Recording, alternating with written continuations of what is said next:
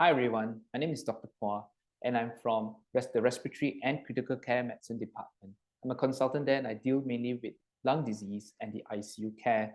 I'm going to share with you on smoking cessation.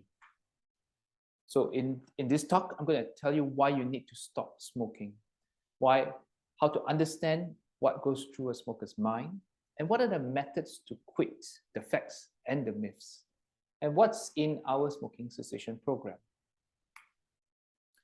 Now, the first thing to share with you is what is in a cigarette.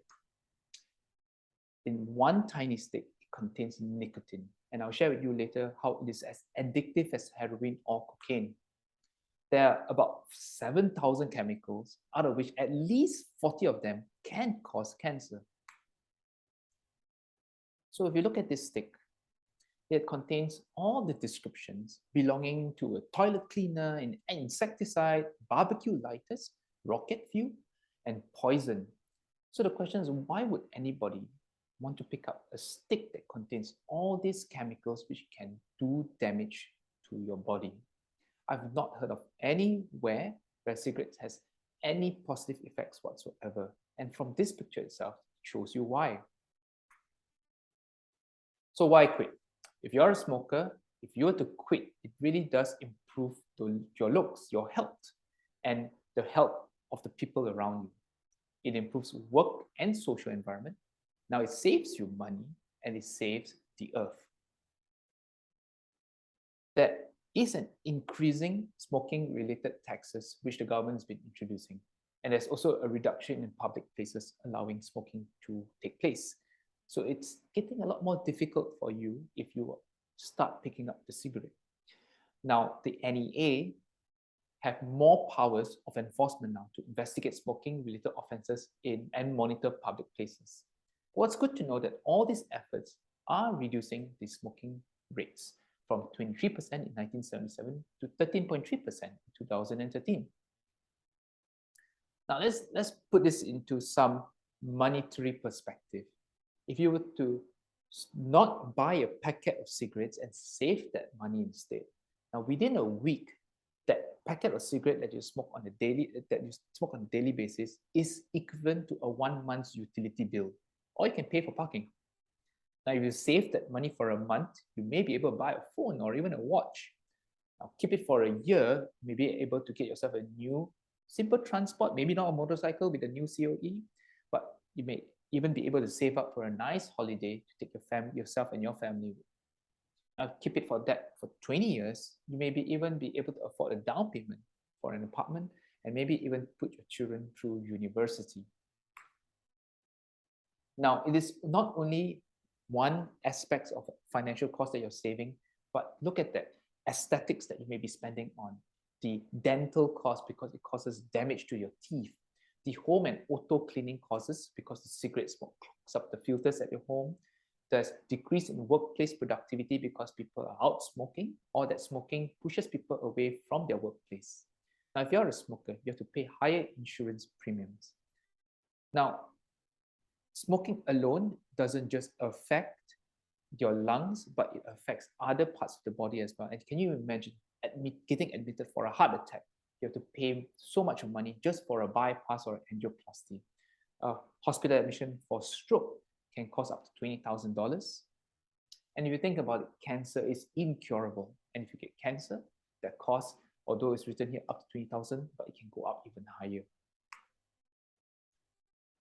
So again, cigarette smokes do not just affect your lungs, but it can affect the heart, causing coronary artery disease or heart attacks, where the blood supply to your heart is blocked.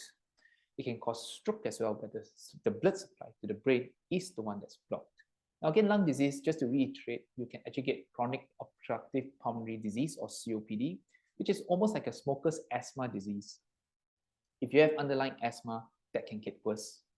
With cigarette smoke, you are more predisposed to chest infections, particularly tuberculosis, which is a very infectious disease and can be passed from yourself to your relatives and your friends. Now, besides lung cancer, you can get cancer outside the lungs, like esophageal cancer, which is the cancer of the food pipe, laryngeal cancer, which is cancer of the voice box, It also affects physical function. You can get gum disease, bad breath, and it impairs your ability to smell and taste. It really spoils your looks. So with cigarette smoke, you can look very dry, unhealthy, you look older, you age faster, there are wrinkles around your eyes and mouth. Now, the tobacco itself, the nicotine can cause yellow staining of the teeth and cause bad breath. The staining can be seen on your fingers as well. And these stains are difficult, if not impossible, to get rid of. I think some people say that, oh look, I'm just smoking and it's going to just me that bears the cost of health. But that's not true. It really does affect the people around you as well. Because secondhand smoke or passive smoking has been shown to have an increase in the amount of hazardous material that's inhaled by that person. 5 times more carbon monoxide, 4 times more time, nicotine, and 50 times more cancer-causing agents. In the long term, your loved ones can suffer from a heart disease and a 20 to 30% increased risk of lung cancer. Now, smoking also harms the environment. It causes air pollution, where 4,000 chemicals are released into the air with every puff that you take. The cigarette butts are thrown into rivers and is eaten by fish and animals mistakenly, and they die from it. And it is the most numerically frequent litter around the world. It leaks out into the soil, the chemicals, and it causes pollution to the soil and plants. And the decomposition itself of the cigarette can take up to 25 years. It also harms our children. Our kids can have a higher risk of getting asthma attacks and chest infections. So babies have an increased risk of sudden infant death syndrome as well. Now, they are 3 times more likely to become addicted to cigarettes if both your parents smoke. So to save our children, we should stop smoking as well. Now, there's such a thing as third-hand smoke. You may think, look, I'm going to send my kids out while I take my cigarette puff, but whatever carcinogens or chemicals are actually left on the surfaces of the tables, your iPad, your phone, and when they come back in and touch it, they are again exposed to it, despite them being in a different location when you were doing the puffs. Now, there's always a good time to stop smoking. As long as you stop smoking, your life expectancy increases. Now, if you stop at 60, you can aim to gain 3 years of your life, and the younger you stop, the more that you gain. So why is it so difficult to stop? Because smoking, especially cigarettes, leads to dependence.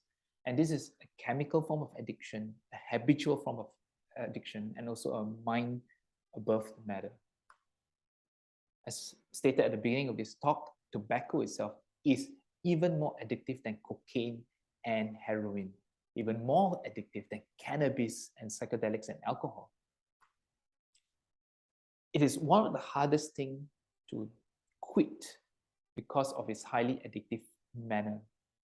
Now, once a person decides to try to quit, they suffer from withdrawal symptoms. And the very first one is the toughest, because that person can suffer from irritability, bad temper, nervousness, and inability to concentrate, and constant headaches. This will slowly go away within the next 3 months, and eventually everything will be better. So why start in the first place only to fall ill when you try to stop? It is a mind over matter, because a cigarette is a smoker's best friend. Now, when a smoker is stressed, unhappy, they're bothered or even bored, the first thing they'll turn to is their cigarettes, because it looks like it's good company. Because you take a puff, you sit down, you let loose, and you think about nothing but the cigarette smell. So it is mind over matter. There is a mindful addiction. And it's of course a force of habit. Some people like to take their cigarettes after meals or before meals, during social events. So this is again a difficult habit to break, because once it's developed in your system, it's in your daily schedule or a habitual schedule, it's hard to break. But there is good news. And if you have 10 smokers, 7 of them would want to quit. And more than half try to quit each year.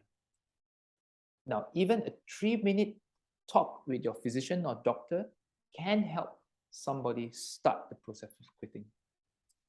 Now, treatment can double to triple quit rates, which we'll go through in a short while. And simple office systems and government quit lines can actually help, which we do. Now, there are many methods to stop smoking, and tobacco dependence is now deemed as a chronic disease. Most smokers try to quit multiple times before they succeed. So if you try once and fail, keep trying again. Treatment success and compliance are similar to other chronic diseases. You need to be mindful, you need to go at it, you need to be motivated. And if you have a friend or a relative that wants to quit smoking, encouragement really helps. And each attempt of quitting is a learning experience. And once you learn from that, you can have a higher success rates.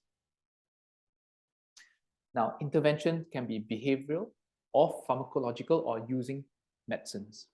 So behavioral, we have self-help materials. We can get brief advice from our pharmacists or smoking cessation counselors.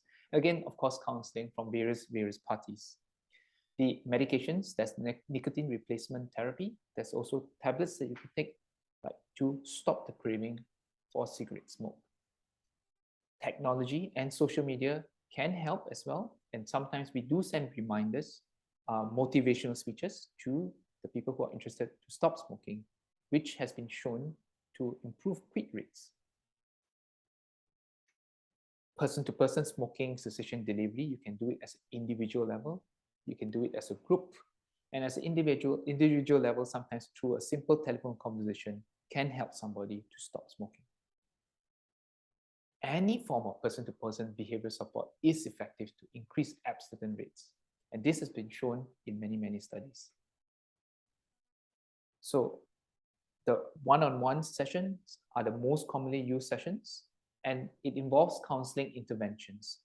They review the smoking history and the motivations to quit smoking, and they remind these people of their motivations to quit. They identify high-risk situations and smoking cues. So when do they light up?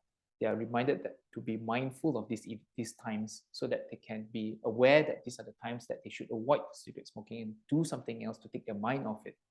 And they can create problem-solving strategies, as what I've described just now, to deal with all these high-risk situations. As a group, we learn from each other. You can find mutual support. And as a group, you can make promises to each other to set specific quit dates. The learning to respond to each other's behaviors and also emotions can help a person to stop smoking as well. And you build a social support for quitting to continue the abstinence. Trained advisors doing telephone conversations do enhance motivation. They teach problem solving and coping skills. They remind them of all this as well after their initial one-on-one sessions. It strengthens self-efficacy to stop smoking. And multiple sessions have led to long-term abstinence rates. Constant reminders is just required. Behavioral interventions like cognitive behavioral therapy and motivational interviewing therapy, which can be done by our psychologists, do help set the mindset to stop smoking. These have been used with great success in many areas around the world. Behavioral support, any intense behavioral support, somebody who's just there to stop the thoughts from smoking, especially more than 10 minutes, have been shown to be effective.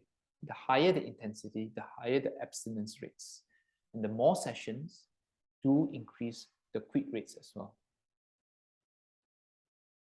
The counseling sessions help you to cope with craving and give you multiple different ways to get yourself off the habit and also the constant thinking of the cigarette smoke. And the most important thing is to change your behavior. Who do you go to when you're stressed? Who do you go to when you're bored? And who do you go to when you're excited? Not the cigarettes. Change the behavior. We go to do something more healthy and more sustaining. So to cope with the addiction, there are multiple nicotine replacement therapies. There is the patch, chewing gum, and the lozenges, and all these are pharmacy-only items. They help to relieve withdrawal symptoms like what we mentioned before, the cravings and the headaches and the irritability. And it helps a person to concentrate on the behavioral and psychological factors to quit attempt. The advantages of the nicotine replacement therapies, they do not contain as much nicotine as the normal cigarettes. They do not contain all the dangerous chemicals that you find in cigarettes.